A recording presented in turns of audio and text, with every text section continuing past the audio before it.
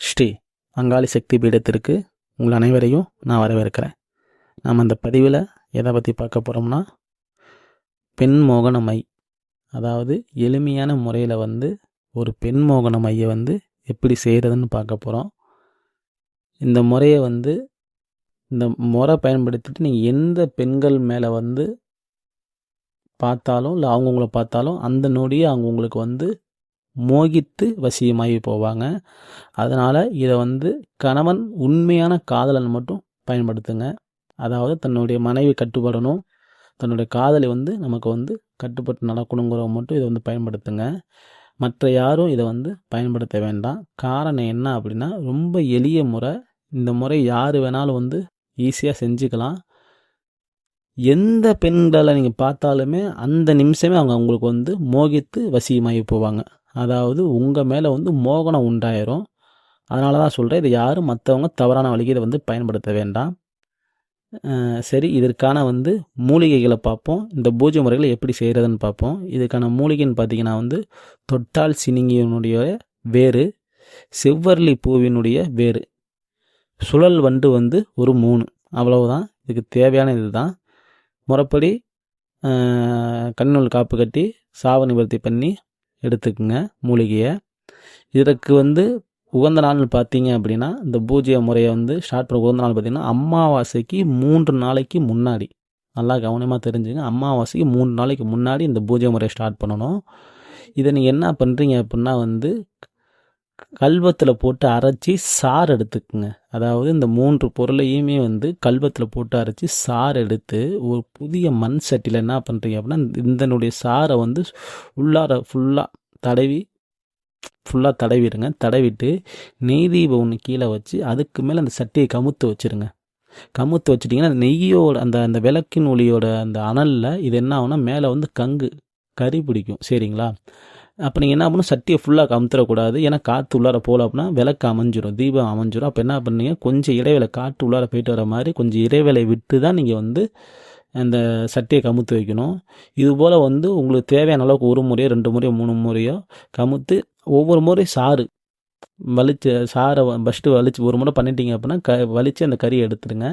அடுத்த முறை மறுபடியும் அந்த சாறை வலித்து மறுபடியும் அந்த கறியில் வச்சிங்க அப்படின்னா இது போல் ஒரு 2-3 முறை எடுத்தால் போதும், உங்களுக்கு தேவையான மை கிடச்சிரும். இதை என்ன பண்ணுறீங்க அப்படின்னா, ஒரு சுத்தமான வாழை இலையில் இந்த கருக்கின மையை போட்டு, ஆனால் நெய் தீபத்தில் இந்த கருக்கின மையை போட்டு அதற்கூட சரிங்களா, ஒரு மாட்டினுடைய பசு நெய். சரிங்களா, ஒரு மாட்டோட பசு நெய் கண்டிப்பாக அதுதான் சேர்க்கணும். இதுதான் சூட்சுமமே. ஒரு மாட்டினுடைய பசு நெய்யை சேருங்க. இதில் ஆண் இந்த முறை யார் பண்ணுறாங்களோ அவங்களுடைய விந்து ஒரு 3 சொட்டு சேர்க்கணும். சரிங்களா, சேர்த்துட்டு என்ன பண்ணுறீங்கன்னா கைப்படாமல் இதை கலக்கிடுங்க. கலக்கி என்ன பண்ணணும் அப்படின்னா மை பக்குவத்துக்கு வந்துடும் இது. சரிங்களா, மை பக்குவத்துக்கு வந்துடும். இதை வாழை இலையில் வலிச்சிருங்க. தாமரை இலையில் வலிச்சிருங்க. தாமரை இலையில் வலித்து செப்புடுப்பால் வச்சுக்குங்க. வச்சுட்டு என்ன பண்ணுறீங்க அப்படின்னா, உங்கள் பூஜை அறையில் பன்னீரை கொண்டு தரையை சுத்தம் பண்ணிவிட்டு குங்குமத்தால் நல்லா தெரிஞ்சுக்குங்க முக்கோணம் வரைங்க. அந்த முக்கோணம் எப்படி வரையணும் அப்படின்னா, அந்த முக்கோணத்தோட குறி கீழ்பாத்தமாக இருக்கணும். அதாவது யோனி எந்திரம்னு சொல்லுவாங்க, யோனி முக்கோணம்னு சொல்லுவாங்க. சரிங்களா, அதாவது முக்கோணத்தோட குறி கீழே பார்த்த மாதிரி இருக்கணும். சரிங்களா, அந்த யோனி எந்திர குறியை வரைஞ்சிட்டு இப்போ என்ன பண்ணுறீங்க அப்படின்னா, ஒரு சின்ன குடுவையில் பச்சை அரிசியை ஃபுல்லாக போட்டு நிரப்புங்க. சரிங்களா, நிரப்பிட்டு அதுக்கு மேலே கொஞ்சோண்டு மல்லிகைப்பூ வச்சுட்டு இந்த மை டப்பா அது மேலே வச்சுருங்க. திறந்த மாதிரி வச்சுருங்க. உங்களுக்கு புரியுதுன்னு நினைக்கிறேன். சின்ன மண் கூடுவை அது ஃபுல்லாக பச்சரிசி பரப்புறீங்க. அதுக்கு மேலே கொஞ்சோண்டு மல்லிகைப்பூ வச்சுட்டு அதுக்கு மேலே அந்த மை டப்பா வைக்கிறீங்க. அதாவது வெளியே பார்த்தா அந்த மை டப்பா தெரிகிற மாதிரி ஃபுல் அண்ட் ஃபுல் அது கீழே உள்ளே பார்த்தீங்கன்னா பச்சரிசி நிறைஞ்சிருக்கிற மாதிரி வச்சுட்டு இந்த முக்கோணம் கீழ் பார்த்த மாதிரி முக்கோணம் வரைஞ்ச பார்த்தீங்களா, அதோட நடுவில் இந்த குடுவையை வச்சுருங்க.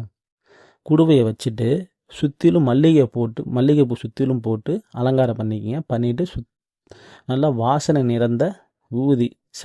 நிறைந்த சாம்பிராணி போட்டு கற்பூரம் ஒன்று கொளுத்திட்டு நீங்கள் என்ன பண்ணுறீங்க அப்படின்னா, கணபதி மந்திரம் 108 முறை சொல்லிவிட்டு நான் கொடுக்குற மந்திரத்தை 3008 உரு. சரிங்களா, எப்படி 3008 உரு கொடுக்குறீங்க. பொறுமையாக உரு கொடுக்குறீங்க. இந்த மையை பார்த்த மாதிரி நெய் தீப வெளிச்சத்தில் அந்த மையை பார்த்த மாதிரி பொறுமையாக 3008 ஊர் கொடுக்குறீங்க. இதுபோல் எத்தனை நாள் கொடுக்குறீங்க அப்படின்னா, இதுக்கு வந்து நாள் வைக்கிறப்ப என்ன பண்ணுறீங்க அப்படின்னா பால், மறுநாள் பால் வைக்கிங்க. 3ஆவது நாள் என்ன பண்ணுறீங்கன்னா அமாவாசை வந்துடும். அன்று இரவு என்ன பண்ணுறீங்க அப்படின்னா ஒரு சிறிய படையல் வைக்கிறீங்க. என்ன படையல் வைக்கிறீங்க? பொரி, பொட்டுக்கடலை, அவுள், சிறிய பழங்கள், சரிங்களா, வச்சுட்டு அதுக்கு என்ன பண்ணுறீங்க அப்படின்னா 3ஆவது நாள் வந்து வெள்ளை சேவல் வந்து பள்ளி கொடுக்குறீங்க. அதாவது வந்து அமாவாசை 3ஆவது நாள் பூஜை ஆரம்பிக்கிறீங்க. அப்புறம் மொத்தம் வந்து 3 நாள். 3ஆவது நாள் வந்து அமாவாசை. அது அப்படின்னா பார்த்தா 9,000 உருவு பக்கத்தில் நீங்கள் கொடுத்துருப்பீங்க. 3ஆவது நாள் என்ன பண்ணுறீங்க அப்படின்னா வெள்ளை சேவல் ஒன்று பள்ளி கொடுக்குறீங்க. அவ்வளோதான். பள்ளி கொடுத்த உடனே இந்த பூஜை வந்து முடிஞ்சிடும். அப்போ என்ன பண்ணி இந்த குடுவையை மட்டும் எடுத்து தனியாக வச்சுடுங்க. இந்த பயன்படுத்தின பொருள் ஒரு நாளைக்கும் பயன்படுத்தின பால் மறுநாள் பயன்படுத்தக்கூடாது. இந்த பூஜைக்கு பயன்படுத்தின எல்லா பொருளையும் ஓடுற நீரில் போய் விட்டுருங்க. இப்போ என்ன பண்ணுறீங்க அப்படின்னா இந்த குடுவையை வந்து நீங்கள் என்ன பண்ணணும் அப்படின்னா வாய்ப்பகுதியை கருப்பு கலர் துணியை கொண்டு கட்டி வச்சிடணும். எங்கே வச்சிடணும்? உங்கள் பூஜை அறையில் வச்சிடணும். சரிங்களா? இப்போ நீங்கள் என்ன பண்ணுறீங்க அப்படின்னா தினமும் இந்த மையை வந்து ஒரு 3 முறை சொல்லிவிட்டு என்ன பண்ணணும், உங்கள் நெத்தியில் வச்சுட்டு நீங்கள் வெளியே போகலாம். உங்கள் மனைவிட்ட பேசலாம், யார்கிட்ட வேணாலும் பேசலாம். நீங்கள் யாரை பார்த்தாலும் சரி, உங்களை யார் பார்த்தாலும் சரி, பெண்மோகன மை அந்த இடத்துல நின்று ஆடும் நல்லா. அதாவது உங்கள்கிட்ட வந்து பேசுகிறவங்க நினைக்கிறவங்க எல்லாமே வந்து வசியமாக மாட்டாங்க. அதாவது மோகனம் ஆயிடுவாங்க. மோகனம் என்னன்னு தெரியுமில்ல?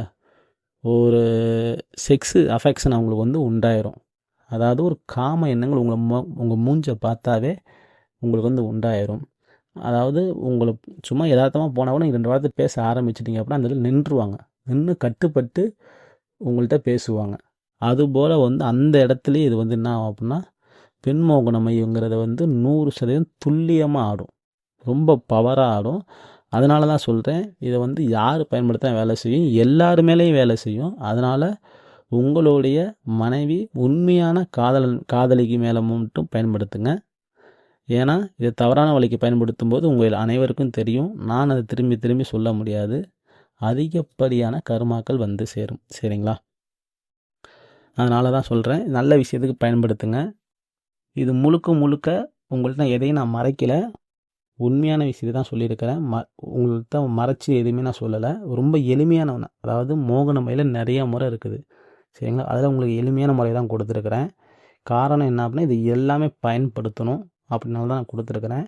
பயன்படுத்தி பாருங்கள், 100% உங்களுக்கு துல்லியமாக வேலை செய்யும். நான் இன்னமும் சொல்கிறேன், இதில் எந்த ஒரு ஒளிவு முறையும் நான் உங்களுக்கு வைக்கலை. சோதிச்சு கூட பாருங்கள். சரிங்களா?